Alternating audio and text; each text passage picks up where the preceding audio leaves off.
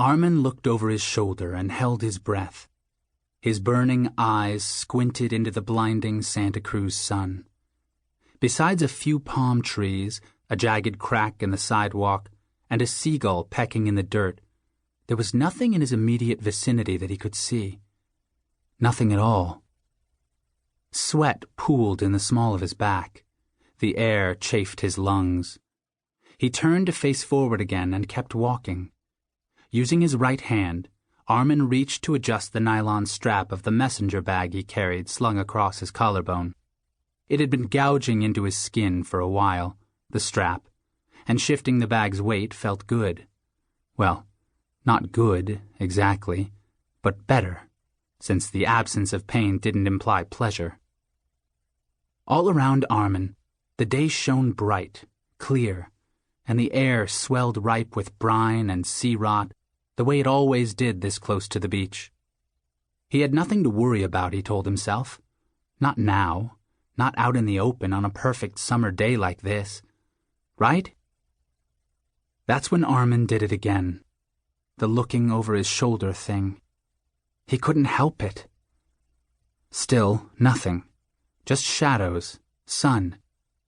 In the distance, tourists strolled the boardwalk, the pier. Surfers paddled in the water. The usual. Arman felt silly about the way he was acting, like a spooked kid who believed monsters lived under his bed. But his heart disagreed. It pounded and pounded, going free-fall speed, thud, thud, thud, like it just might know something he didn't. So he walked faster. And faster. By the time Arman made it over to the West Side Harbor, sweat was no longer pooling. It was pouring down his back, and his forehead, and the inside of his thighs. It felt like little rivulets of liquid had actually formed their own currents, merging and splitting and merging again as they ran to escape his body. Arman regretted not wearing shorts, even though he never wore shorts.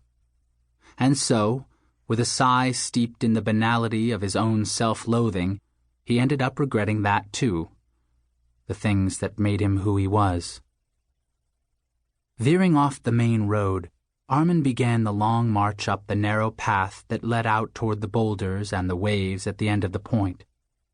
There was more wind here, a welcome relief from the late morning heat. But the quick gusts off the ocean made his already itchy eyes sting with saline and his ears hum with the force of their roar. He found them in the shadow of the lighthouse, Kira and Dale. It was where they'd been told to go, and they stood leaning against the tower's stone wall. More statues than teenagers, more dead than alive. They didn't look happy to see him, Arman noted as he drew closer. On the other hand, they didn't look not happy. Just neutral. A fresh twinge of regret pinched at Arman's nerves, hard enough to bruise.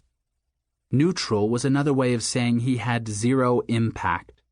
Neutral was another reminder of why he was here, and, oh, what he was willing to give in order to change. Which was just about anything. Wasn't it? Kira spoke first. "Hey, kid," she said, reaching up to smooth her long braids. Arman frowned. He was 17, like she was. In fact, he was 8 months older than Kira, something he knew well, seeing as they'd gone to school together since the 2nd grade. He figured she had to know it too, and still, she had to go out of her way and say something like that, just to make him feel small. Dale, on the other hand, said nothing, just lifted his stubbled chin in greeting while keeping his hands in the pockets of his oversized shorts with the surf logo on the side. His mirrored sunglasses were pushed back on the top of his head, and his eyes were bloodshot, which meant he was either stoned or hadn't slept, or both. "You ready to do this?" Arman's voice came out more tentative than he intended. "You're not having doubts now, are you?" The intensity of Kira's gaze scorched him, made him squirm. For Arman, this was nothing new.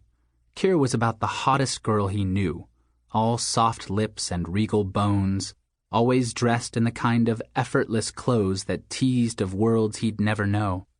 Country clubs and art galleries, dinner parties, Ivy League schools. Arman grew nervous whenever Kira looked right at him, despite the fact that she was black and he didn't go for black girls. At least, he didn't think he did. No doubts, he said firmly. Gripping the messenger bag tighter to his body, Arman resisted the urge to peek over his shoulder again. Forget small talk.